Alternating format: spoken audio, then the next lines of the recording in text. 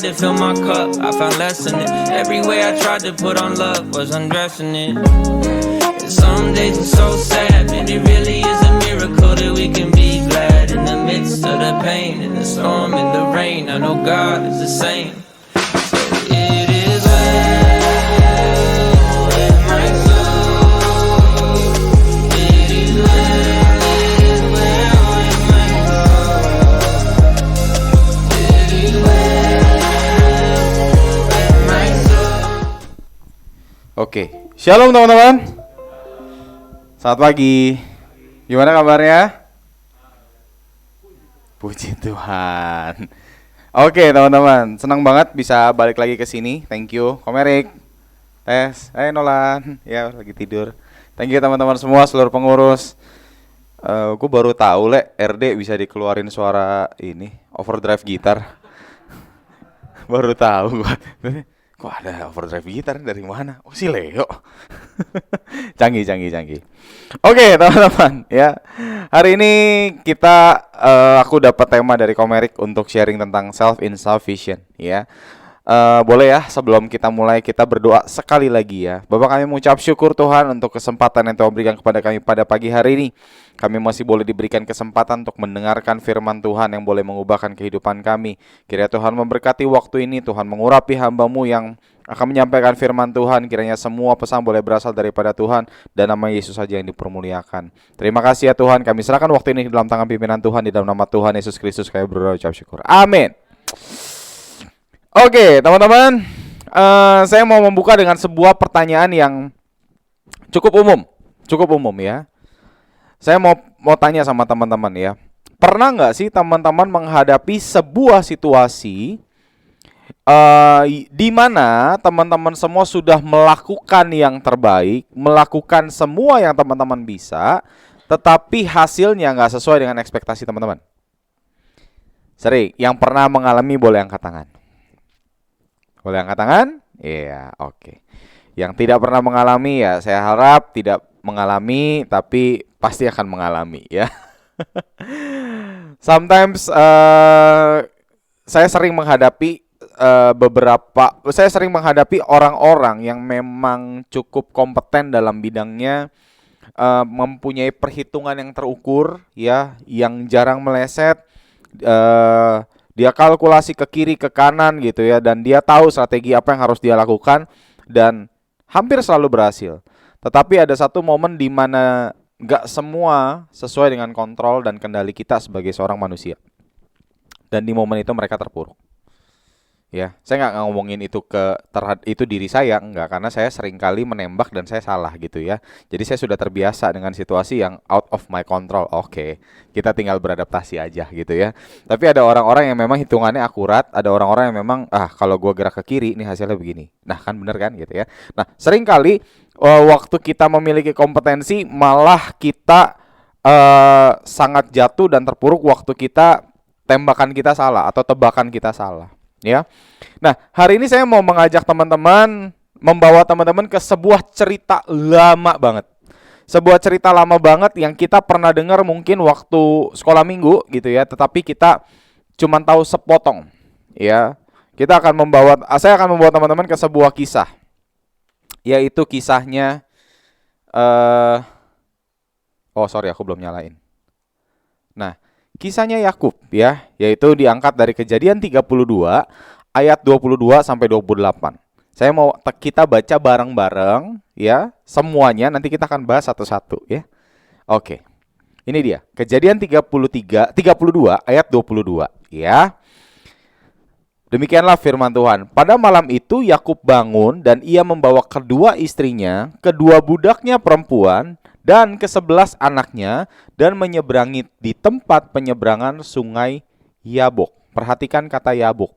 Berarti saat itu Yakub dan seluruh keluarganya berada di penyeberangan sungai Yabok. Ya. Sesudah ia menyeberangkan mereka, ia juga menyeberangkan juga segala miliknya. Jadi waktu mau menyeberang sungai, Yakub menyeberangkan dulu istri dan anak-anaknya, lalu dia menyeberangkan harta bendanya. Perlu teman-teman ketahui, momen ini adalah momen di mana Yakub sudah kaya. Yakub bukan lagi seorang pelarian yang cuman pegang tongkat doang, tetapi dia punya harta benda dan keluarga yang mengikuti. Ya.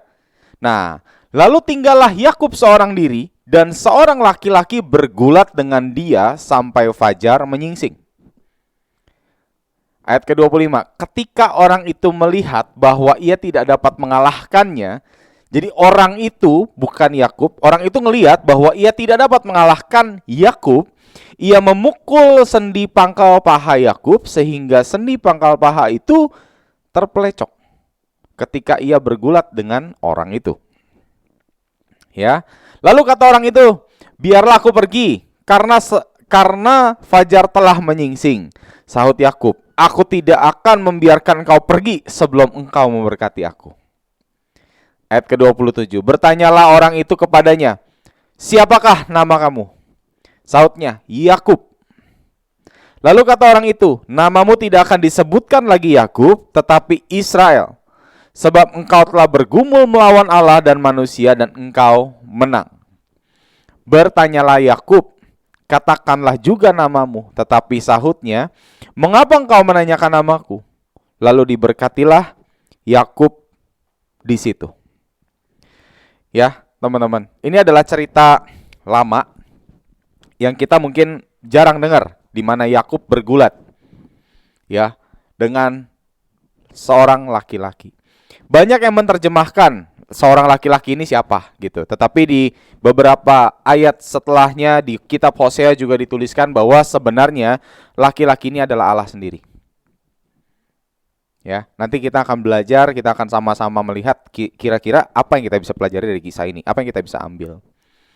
Nah, Yakub menamai tempat itu Peniel, sebab katanya, "Aku telah melihat Allah berhadapan muka, tetapi nyawaku tertolong."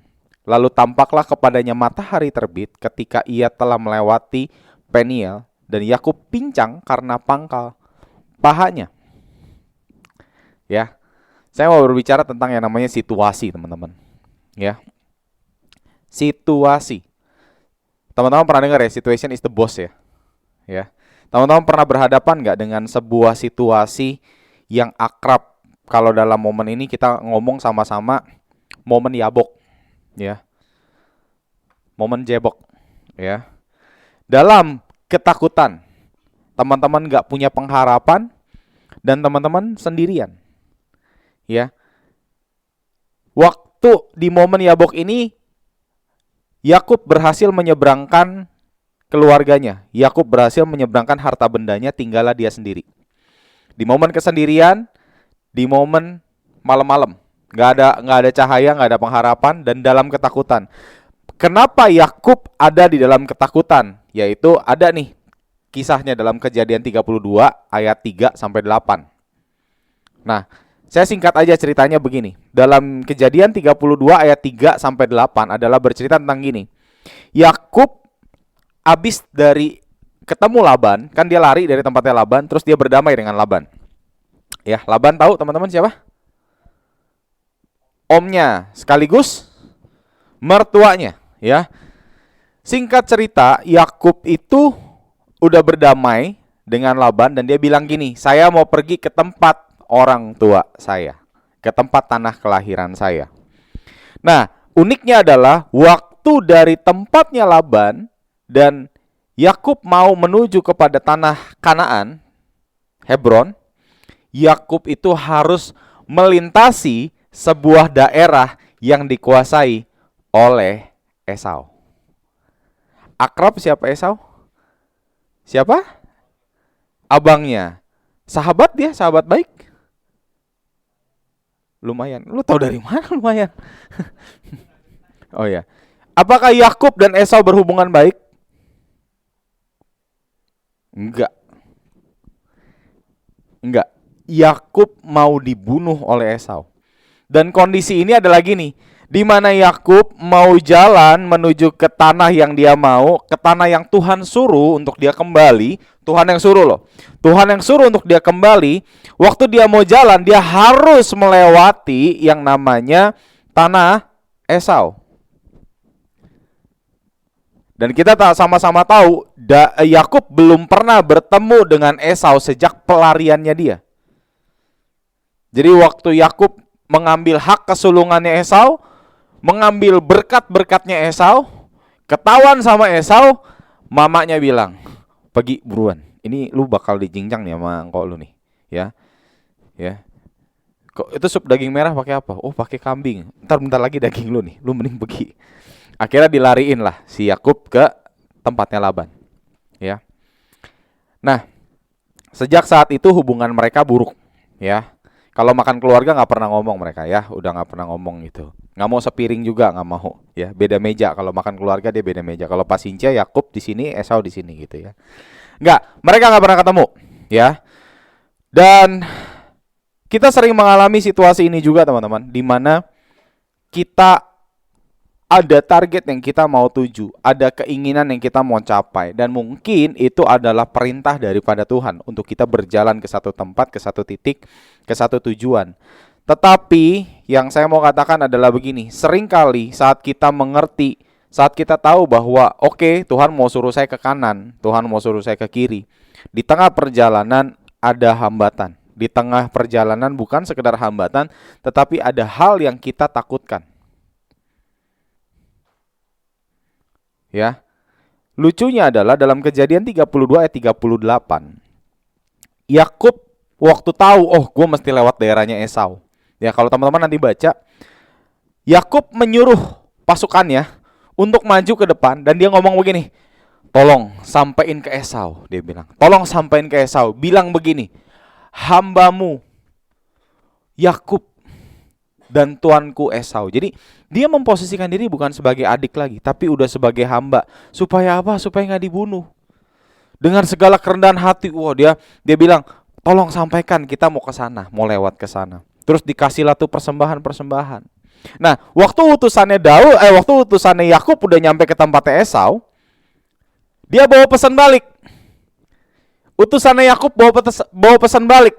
Ini kejadiannya dalam Kejadian 32 ayat 3 sampai 8. Utusannya bawa balik, dia bilang begini, "Tuanku," dia bilang ngomong ke Yakub gini, "Tuanku, Esau sedang menuju ke sini dengan 400 pasukannya." Maka gemetarlah Yakub. Dia disuruh nyebrang, terus dia tahu di depan ada siapa. Dia takut, dia pakai akalnya dia pakai segala cara. Ayo lu maju dulu, ngomong deh. Bilang ini hamba nih, hambanya Esau nih. Mau numpang mau lewat ke sana. Maksudnya itu jangan dibunuh, kasihlah hadiah banyak. Pas hambanya balik, hambanya bilang, udah, dia lagi ke sini nih, lagi on the way. 400 orang menyertai. Waduh, dia ketakutan. Segala cara dia lakukan, ya. Pokoknya dia bilang gini, perasaannya takut, ya. Dan langsung menggunakan hikmat manusia Yakub. Padahal sebenarnya dia udah tahu dia dalam rencananya Tuhan dan Tuhan udah suruh dia Tuhan yang suruh dia ke sana. Nah, kita masuk momen yang kedua. Momen pergumulan, teman-teman. Kita pernah berada dalam sebuah situasi di mana kita nggak bisa menembus sesuatu karena kita takut, ya. Nah, kita mau ngomong di momen pergumulan, ya. Dalam Kejadian 32 ayat 9 sampai 12. Yuk kita baca bareng-bareng deh. Kalau nggak dibaca kayaknya nggak afdol gitu ya. Kita baca sama-sama.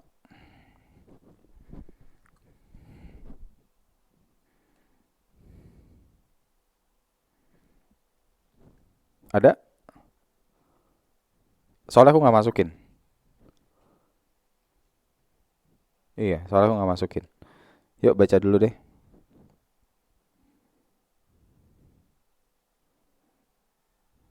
Kejadian 32.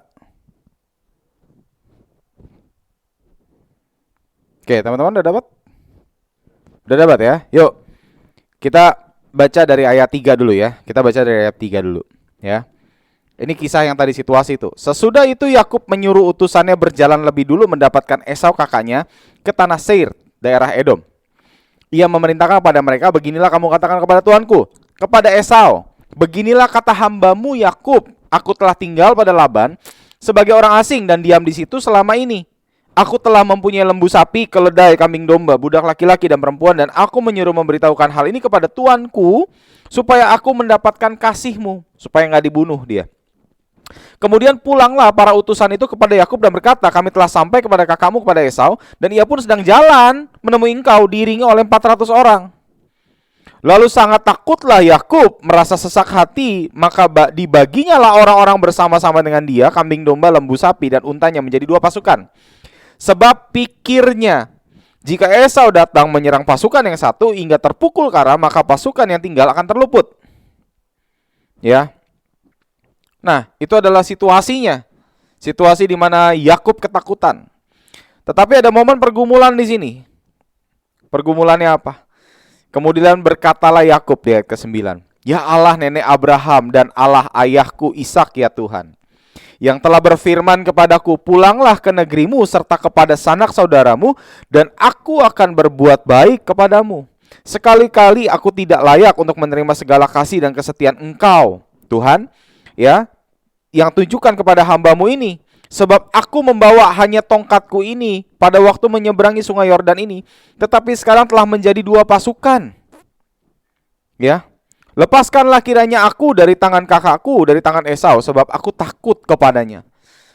Jangan-jangan ia datang membunuh aku dan ibu-ibu dengan anak-anaknya. Bukankah engkau telah berfirman, tentu aku akan berbuat baik kepadamu dan menjadikan keturunanmu sebagai pasir di laut, yang karena banyaknya tidak dapat dihitung. Ini adalah sebuah situasi pergulatannya kita sebagai orang percaya. Apa sih pergulatan kita sebagai orang percaya, teman-teman? Pergulatan kita seringkali terletak pada begini. Kita pernah mengalami pertolongan Tuhan, melewati banyak masalah di kehidupan kita dengan pertolongan Tuhan.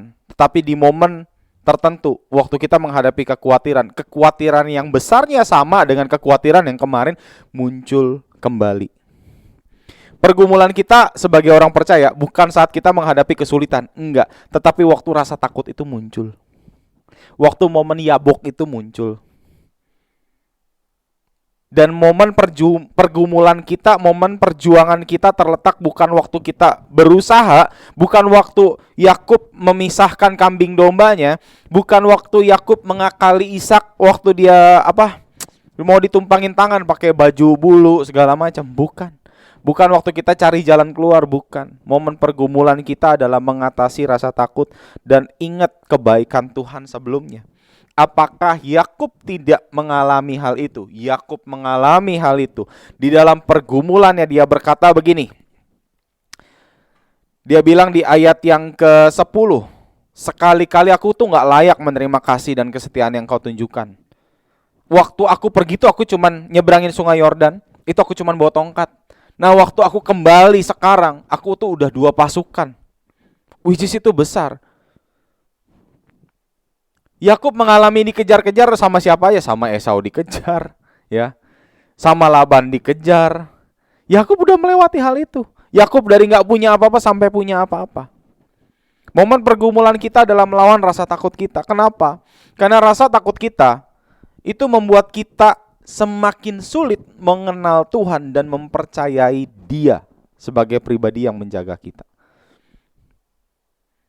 Membuat pengenalan kita sama Tuhan semakin jauh, membuat keyakinan diri kita sama Tuhan semakin jauh.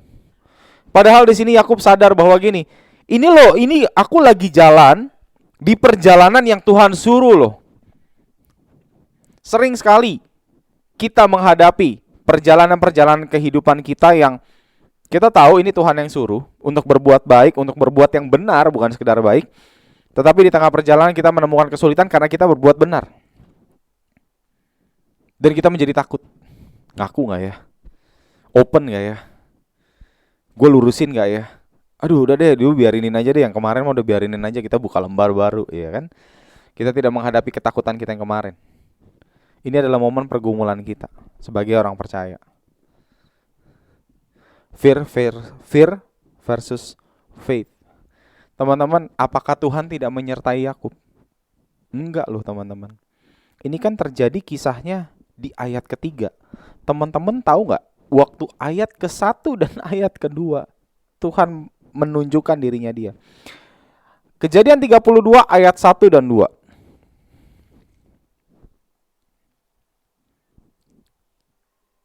Oke, yang sudah dapat katakan amin. Ayo, kebiasaan di provide ya. Ayat 1 dan 2, jangan 1 2, kalau 1 2 jadi 12. 1 dan 2. Oke.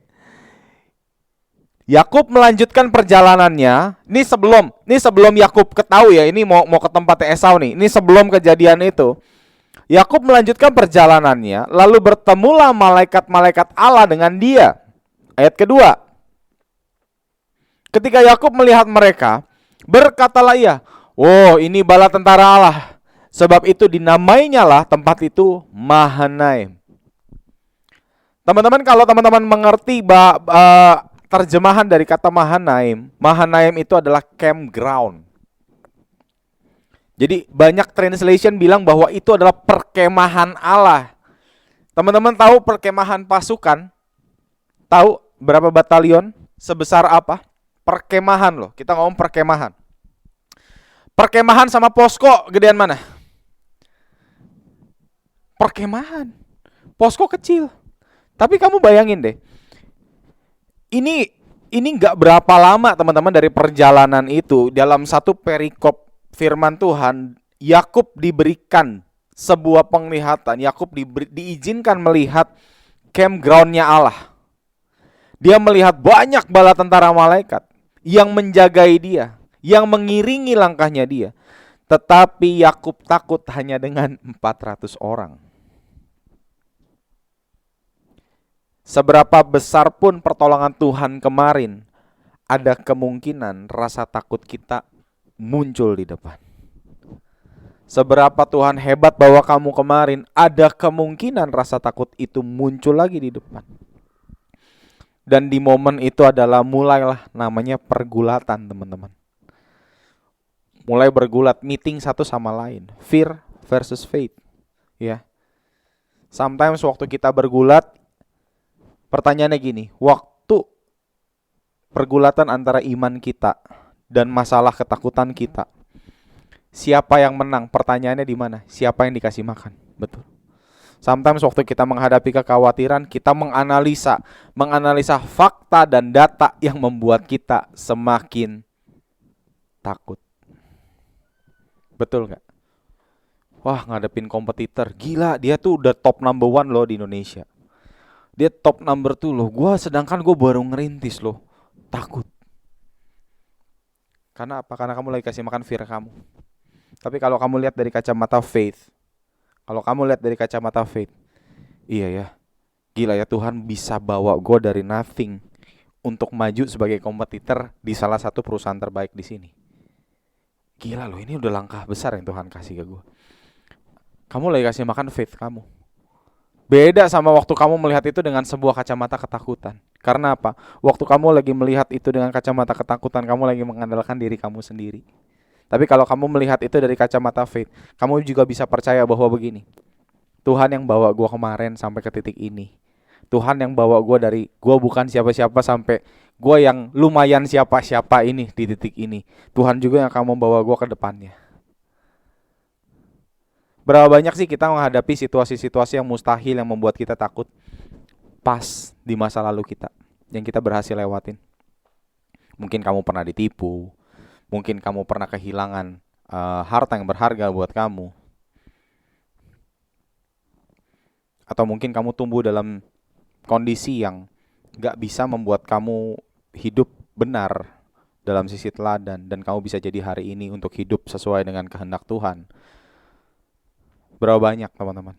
Dan kamu masih mengkhawatirkan masa depan kamu. Percayalah teman-teman, kita berdiri hari ini di sini, kalau bukan karena Tuhan, kita pasti lebih buruk dari hari ini. Tapi kalau Tuhan bisa bawa kita ke titik hari ini, ayo kita lihat masalah kita, kita gulat permasalahan kita dari kacamata iman. Coba lihat, Tuhan pernah bawa kita dari dulu sampai hari ini. Dari kondisi kita bukan siapa-siapa sampai somebody. Tuhan juga bisa bawa kita ke depan. Kalau fear yang muncul, bisa jadi gini teman-teman. Kenapa fear ini bisa muncul? Karena Yakub itu terkenal teman-teman. Karena Yakub itu terkenal mengakal-akali segala situasi. Yakub dari lahir udah tahu yang namanya hak kesulungan itu penting. Makanya waktu kakaknya keluar, Apa yang Yakub lakukan? Tahu nggak ceritanya? Apa yang Yakub lakukan waktu kakaknya keluar, Esau? Yakub dan Esau itu adalah saudara kembar yang berbeda, tapi saudara kembar, satu rahim. Waktu Esau keluar duluan, ceret. Apa yang keluar? Tangannya Yakub. Yakub keluar sungsang, teman-teman, bukan kepala duluan, tangan duluan. Dan tangannya Yakub itu memegang tumitnya Esau. Bahasa Jerman itu bokamguan. Maunya tuh gue keluar duluan. Dia tarik tumitnya Esau. Yakub terbiasa melakukan hal itu. Waktu mau mengambil hak kesulungan, dia pakai usaha dia. Dia tahu nih, kakaknya nih otak reptil nih, sukanya makan doang nih. Udah gue bikinin terus gue jual nih hak kesulungan. Waktu mau mendapat berkat dari Ishak, dia pakai tuh baju, dipakein baju sama mamanya. Ke tempatnya Laban. Yo, kambing yang burik, bukan burik ding. Kambing yang corek, yang loreng-loreng buat gue ya. Diakalin semua sampai semuanya jadi punya dia. Dia terbiasa mengakali menggunakan hikmatnya dia. Tapi di satu titik dia takut. Kalau sampai di titik ini dia berhasil tanpa pertolongan Tuhan, gue yakin dia akan sombong. Tetapi kesombongan akan menemukan ketakutan lagi. Kenapa? Karena terbiasa pakai kekuatan sendiri. Ini adalah momen pertarungan kita, teman-teman. Pertarungan iman kita. Kekhawatiran mencerminkan keraguan. Keraguan akan apa? Ada dua hal. Keraguan akan diri sendiri, atau kamu keraguan sama Tuhan. Kekhawatiran cuma mencerminkan ini doang. Kekhawatiran itu adalah cerminan. Kamu jangan takut dong. Emang kita bisa ngontrol ketakutan kita? Kalau bisa gak takut juga kita gak takut. Betul gak? Ketakutan itu cuma cerminan. Cerminan dari apa? Dari kita tuh ragu sebenarnya. Ketakutan kita gak bisa kontrol, tetapi keraguan kita bisa kontrol. Dengan lebih mengenal, dengan lebih tahu. Yang ketiga adalah kita ngomong soal momen kemenangan. Semua orang suka dengan momen ini. Semua orang suka ya. Kalau kesaksian ya, kalau orang berdiri di depan kesaksian ya, teman-teman tahu nggak? Saya terdiagnosis penyakit apa gitu ya. Saya bergumul, saya pengobatan, saya sakit segala macam. Yang kita tunggu apa? Gong victory-nya mana nih? Tapi setelah 2 tahun, saya bersyukur situasi saya diubahkan. Nah, itu yang kita tunggu, betul? Sering kali itu yang kita tunggu. Padahal sebenarnya kemenangan itu nggak selalu serta-merta dengan itu. Kadang-kadang kesaksian yang itu lebih bombastis daripada sebuah kesaksian yang bilang begini. Teman-teman, saya sudah ada dalam penyakit selama 2 tahun dan sampai sekarang saya masih sakit. Tapi saya masih bersyukur pemeliharaan Tuhan nyata dalam kehidupan saya. Kadang-kadang kesaksian itu jadi basi. Gak ada gong momennya. Gak ada gong momennya. Gong momennya harus berubah dong. Harus jadi, misalnya ya, untuk cancer survival. Harusnya dari rontok rambutnya udah gondrong lagi dong. Udah gemuk lagi dong. Harusnya kan gitu. Gak selalu, teman-teman. Teman-teman lihat momen kemenangannya Yakub. Ketika orang itu melihat bahwa ia tidak dapat mengalahkan Yakub, ia memukul sendi pangkal paha Yakub sehingga sendi pangkal paha itu terpelecok ketika ia bergulat dengan orang itu. Teman-teman, dalam bahasa aslinya gak dipukul, teman-teman. Ini kadang-kadang suka hiperbolik juga nih orang Indonesia nih. Bahasa aslinya itu adalah naugah, artinya disentuh. Jadi kamu bayangin gak, sepanjang malam ini orang bergulat sama Yakub, gak tahu menang kalah, tetapi di satu momen orang ini cuma menyentuh pangkal paha Yakub dan Yakub pincang sejak saat itu. Cuman disentuh. Ini juga terjadi dalam kehidupan kita, teman-teman.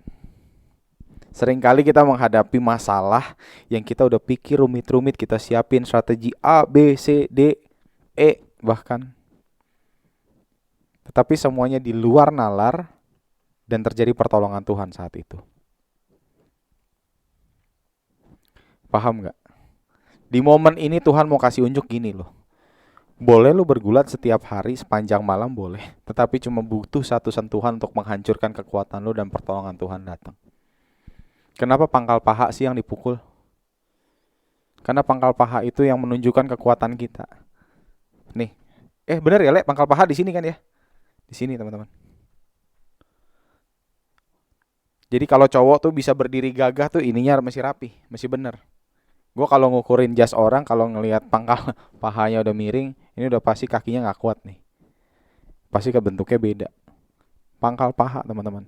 Nah, pangkal paha Yakub dipukul maksudnya apa? Maksudnya Tuhan pengen bilang gini, udah, lu jangan ngakal-ngakalin lagi. Serahin sama gua. Kalau udah gua suruh, jalan aja. Makanya disentuh itu. Disentuh loh, bukan dipukul, disentuh pangkal pahanya. Maka Yakub menjadi pincang sejak saat itu. Sumber kekuatan itu sendi, setahu gua itu adalah sendi terbesar yang menopang tubuh harusnya. Ya, kalau nggak ada ini ya udah. Ya. Nah, unik, teman-teman. Uniknya begini. Momen kemenangan. Jadi bisa dikatakan gini loh. Yakub itu memenangi pertempuran. Ya kita ngomong lah ya di sini. Pergulatan. Yakub itu memenangi pergulatan. Dia bilang gini. Abis disentuh terus udah gitu dia bilang kan gini kan. Waktu disentuh udah gitu ya. Terus dia bilang gini. Udah mau ini nih. Udah mau fajar. Jadi ayat ke-25 dia bilang gini. Ketika orang itu melihat bahwa ia tidak dapat mengalahkannya, ia memukul sendi pangkal paha Yakub sehingga sendi pangkal paha itu terpelecok sehingga ketika ia bergulat dengan orang itu. Nah, ayat ke-26 orang itu bilang gini. Lalu kata orang itu, biarkanlah aku pergi karena fajar telah menyingsing, ya. Sahut Yakub, aku tidak akan membiarkan kau pergi jika engkau tidak memberkati aku.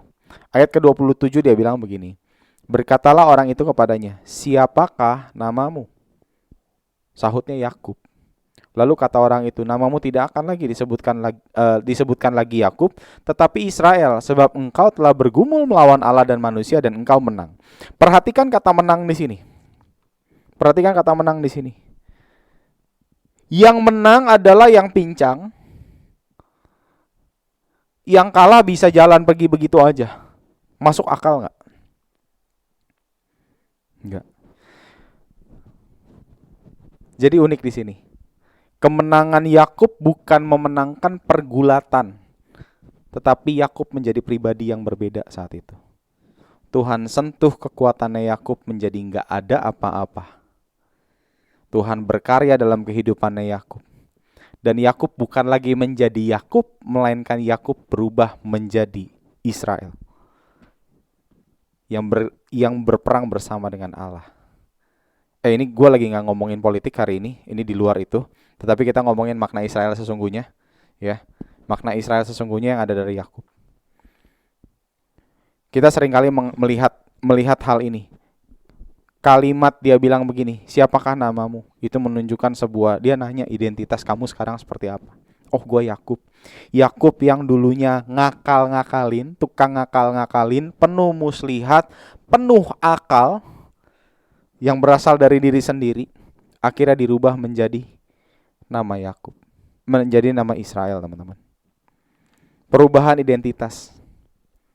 Kemenangan Yakub bukan sekedar kemenangan pergulatan, teman-teman. Bukan, tetapi perubahan identitas, teman-teman. Kemenangan Yakub berasal dari perubahan identitas. Bukan sekedar kemenangan waktu itu dia bergulat terus dia menang. Enggak, orang kakinya pincang jadinya. Sejak saat itu loh, kakinya pincang. Diberikan sebuah tanda sama Tuhan, lu udah gak bisa lagi kuatin kekuatan lu. Lu udah gak bisa. Biar Tuhan yang maju berperang buat kamu. Nah, sering banget teman-teman kita menghadapi momen-momen seperti ini, betul gak sih? Kita mulai masuk dalam sebuah situasi yang kita gak tahu ke depan seperti apa, dan kita takut. Waktu kita mulai kalkulasi, kita lebih takut lagi. Dan kita mulai melupakan apa yang terjadi di belakang, bagaimana Tuhan membawa kita dari dulu sampai hari ini. Ada amin? Betul nggak? Pernah nggak teman-teman ngalamin hal itu? Kalau ditanya, lu takut? Iya takut, bla bla bla bla. Lu pernah nggak mengalami pertolongan Tuhan? Iya pernah sih, tapi ya kan selalu dia ingat ketakutannya. Fakta dan data yang dia makan membuat dia semakin takut. Karena apa? Kacamata ketakutan yang dia gunakan, bukan lagi kacamata iman.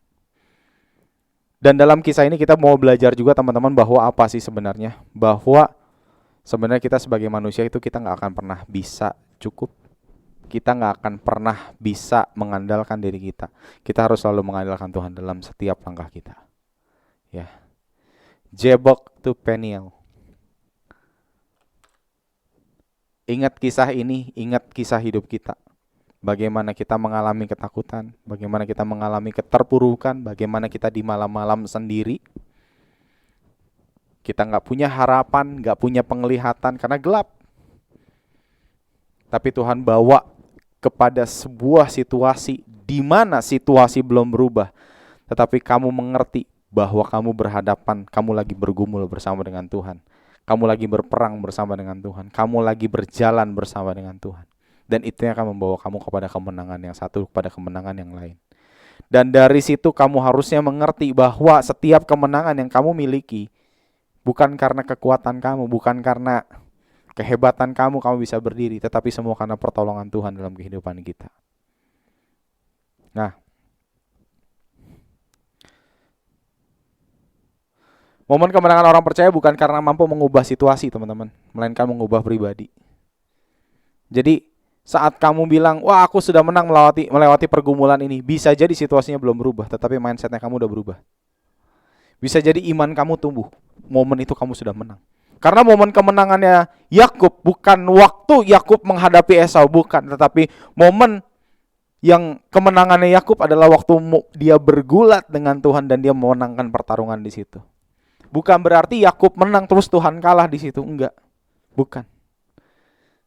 Yakub di momen itu menang karena apa? Yakub mengalahkan kebiasaan dia yang lama. Yakub berubah dari Yakub menjadi Israel. Yakub berubah dari mengandalkan diri sendiri menjadi mengandalkan Tuhan dalam kehidupannya dia. Itulah titik kemenangannya Yakub. Karena tidak dituliskan di sini laki-laki tersebut kalah, enggak. Karena kemenangan orang percaya adalah kemenangannya Kristus. Itu yang gue percaya. Waktu Yakub berubah menjadi Israel, gue yakin Tuhan juga menang di situ.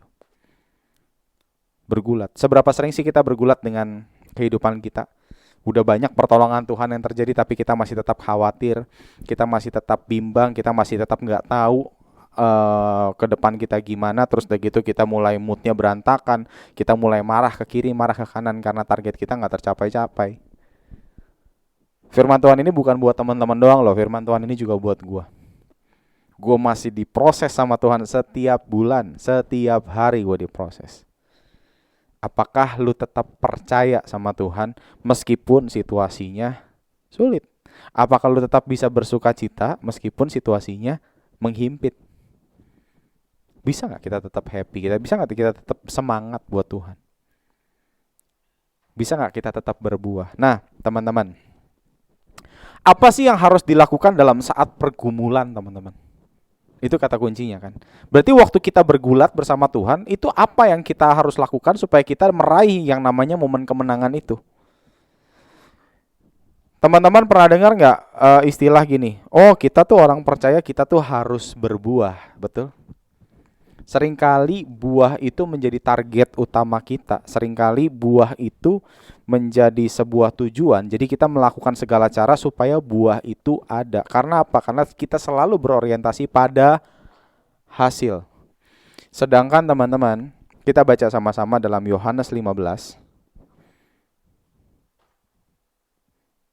Yohanes 15 ayat 5 sampai 8.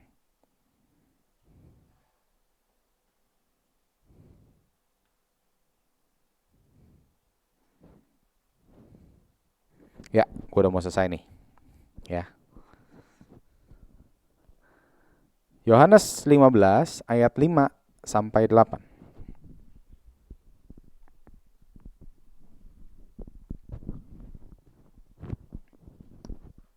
Oke. Ini dia. Yohanes 15 ayat 5 sampai 8. Ayat 5, akulah pokok anggur dan kamulah ranting-rantingnya. Barang siapa tinggal di dalam aku dan aku di dalam dia, ia berbuah banyak, sebab di luar aku kamu tidak dapat berbuat apa-apa. Next. Barang siapa tinggal di dalam aku, ia dibuang keluar. Barang siapa tidak tinggal di dalam aku, ia dibuang keluar seperti ranting dan menjadi kering. Kemudian dikumpulkan orang dan dicampakkan ke dalam api lalu dibakar. Jikalau kamu tinggal di dalam aku dan firmanku tinggal di dalam kamu, mintalah apa saja yang kamu kehendaki, maka kamu akan menerimanya. Dalam hal inilah Bapakku dipermuliakan, yaitu jika kamu berbuah banyak, dan dengan demikian kamu adalah murid-muridku. Tugas kita sebagai orang percaya itu bukan untuk berbuah, teman-teman. Tugas itu adalah sesuatu yang harus dilakukan, betul? Tugas kita hanya melekat. Buah itu hasil dari kita melekat pada Sang Sumber. Kemana kita melekat hari ini? Apakah hati kita melekat pada Tuhan? Ataukah hati kita melekat pada hasilnya? Ataukah hati kita melekat pada ambisi kita pribadi? Yang membuat kamu selalu dalam posisi kecukupan adalah momen di mana kamu melekat pada Sang Sumber, melekat pada Kristus, karena dari situlah segala sumber yang kamu perlukan. Kamu stres gak berbuah, kamu stres gak berhasil, kamu stres gak capai target kamu, that's out of your control. Tetapi bagaimana kamu supaya bisa tetap melekat pada Tuhan, ngerti apa yang Tuhan mau, tahu apa yang Tuhan suka dan apa yang Tuhan gak suka, menghabiskan waktu menggumuli masalah kamu dengan Tuhan dari kacamata iman. Itu ada di dalam kontrol kamu. Rasa takut muncul, kita gak punya kontrol. Tapi itu jadi sebuah indikasi bahwa oke, ini rasa takut ini muncul dan mulai menghantui. Itu adalah indikasi bahwa kamu kurang melekat. Yuk melekat lebih erat, supaya pokok anggur yang benar itu bisa mengaliri segala hal yang kamu perlukan untuk kamu bisa berbuah. Masalahnya seringkali tujuan kita bukan berbuah sesuai dengan yang Tuhan mau. Itu problemnya. Kita masih punya ambisi pribadi, kita masih punya hal-hal yang di luar apa yang Tuhan mau, yang itu maunya kita supaya kita dipuji orang, kita dapatin pengakuan sana sini. Tetapi bukan itu yang Tuhan mau. Waktu kita mengerti apa yang Tuhan mau dan kita melekat, disitulah momen kecukupan kamu ada. Tapi tanpa kamu melekat, tanpa Kristus kita gak akan pernah cukup. Kita gak akan pernah bisa berdiri. Aku yakin semua orang yang duduk di sini pernah mengalami pertolongan Tuhan yang luar biasa. Mungkin kamu pernah tahu bahwa ada momen-momen di mana gue kayaknya kalau dilihat dari background keluarga gue, kayaknya gue nggak mungkin sekolah sih. Mungkin ada yang gitu.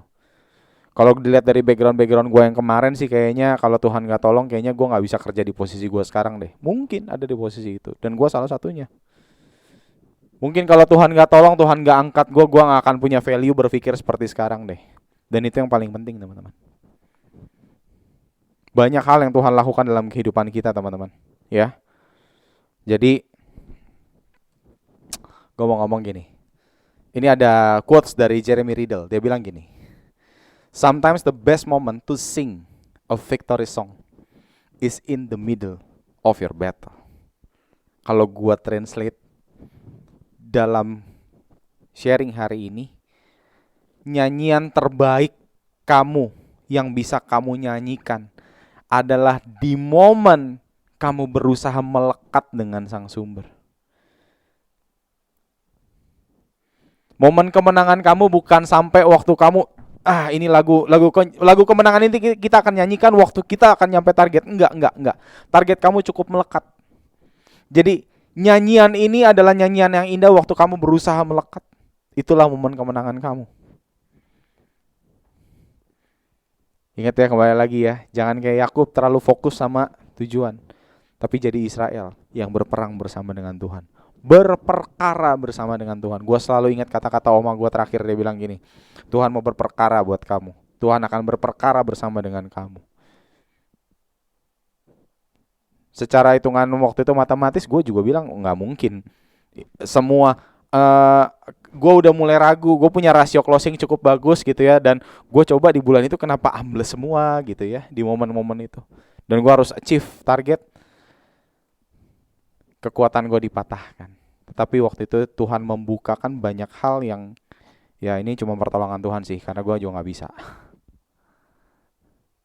Tapi bergumulah bersama dengan Tuhan sampai Yakub kamu berubah menjadi Israel, sampai Yabok kamu berubah menjadi Peniel.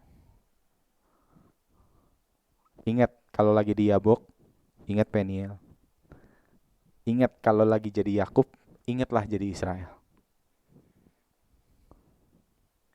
Nah, ini soal pokok anggur ya, teman-teman.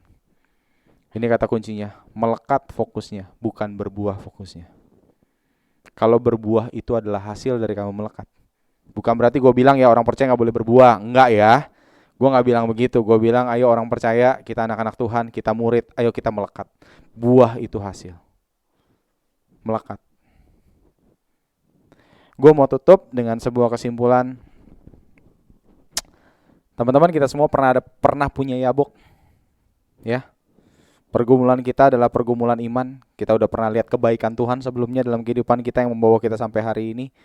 Tapi mungkin kita menghadapi ketakutan yang akan menggerogoti iman kita. Percayalah, ketakutan itu pasti menggerogoti iman. Itu udah yakin lah.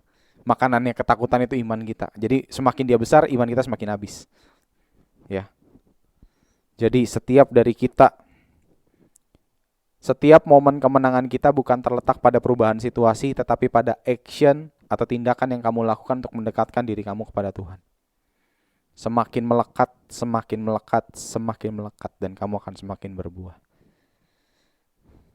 Amin untuk firman Tuhan. Yuk, kita sama-sama bangkit berdiri, kita boleh berdoa.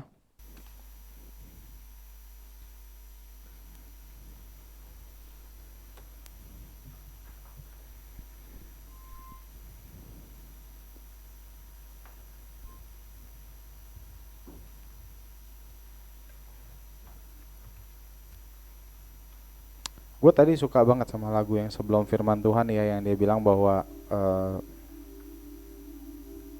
Tuhan tuh gak pernah utang apapun loh sama kita. Jadi jangan pernah tagih-tagih Tuhan akan janjinya Tuhan, karena dia gak pernah utang apapun sama kita. Tugas kita cuma melekat supaya kita bisa berbuah. Ranting yang sehat adalah ranting yang berbuah. Kristus adalah pokok anggur dan kamulah ranting-rantingnya. Akulah ranting-rantingnya.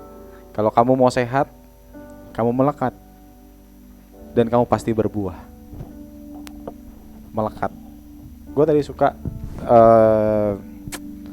ya dia bilang bahwa yang gue cuman mau tuh bukan berkatnya Tuhan, tapi Tuhannya. Itu kalimat itu bener-bener dalam sih. Seberapa sering sih kita mencari Tuhan untuk cuman berkatnya aja. Guys, kalian bukan melekat kalau kayak gitu. Kalian cuma mau makan buah doang. Tapi melekat itu mengenal dia lebih dalam, mengerti dia lebih dalam, tahu apa yang dia mau dalam kehidupan kalian, dan jalani. Seberapa sulit pun, seberapa menakutkan pun, percaya Tuhan ada. Percaya Tuhan tolong, percaya Tuhan cukupkan. Dan Tuhan gak akan pernah bawa kehancuran buat kehidupan kamu. Dia akan cuma bawa kebaikan buat kehidupan kamu. Ya, kita berdoa. Bapak, kami ucap syukur Tuhan untuk hari ini. Firman telah disampaikan. Hamba-Mu gak tahu Tuhan berapa banyak di sini teman-teman yang lagi mengalami momen-momen di Yabok. Mereka ada di dalam kegelapan, gak punya harapan, gak tahu mau kemana Tuhan. Diliputi ketakutan. Tuhan, hamba-Mu percaya Roh Kudus bekerja dalam kehidupan mereka. Biar mereka boleh ingat kebaikan Tuhan. Biar mereka boleh merasakan kembali pertolongan Tuhan yang pernah membawa mereka sampai ke titik ini. Biar Roh Kudus mengingatkan mereka, menguatkan iman mereka. Karena kami percaya iman yang benar bukan sekedar iman yang percaya akan pertolongannya Tuhan, tetapi iman yang benar adalah iman yang percaya pribadinya Tuhan, bahwa Engkau selalu baik. Untuk apapun yang Engkau berikan kepada kami selalu baik. Dan kami percaya pertolongan Tuhan tepat pada waktunya. Dan bahwa mereka ke momen-momen di mana mereka bisa merasakan kemenangan bersama dengan Tuhan, meskipun situasinya belum berubah. Tetapi biarlah pembaruan budi mereka boleh ada. Roh Kudus boleh bekerja dalam kehidupan mereka, mengubahkan kehidupan mereka. Terima kasih ya Bapa. Kami berdoa untuk jemaat di tempat ini, untuk semua sahabat-sahabat di tempat ini. Kiranya Tuhan pakai hidup mereka semakin hari semakin luar biasa. Tuhan berikan mereka iman yang teguh supaya mereka boleh bertumbuh dalam iman, dalam pengharapan dan dalam kasih di tempat ini. Biarlah mereka boleh menjadi terang dimanapun mereka berada. Apapun yang mereka kerjakan boleh berhasil bersama dengan Tuhan. Kami percaya Tuhan, rencana Tuhan yang besar boleh terjadi dalam kehidupan mereka. Tuhan berkati seluruh pengurus, seluruh pengerja di tempat ini, gembala sidang Tuhan berkati. Biarlah dari tempat ini boleh banyak murid-murid Tuhan yang boleh ada. Terima kasih ya Tuhan, kami serahkan semua dalam tangan pimpinan Tuhan. Di dalam nama Tuhan Yesus Kristus kami berucap syukur. Amin.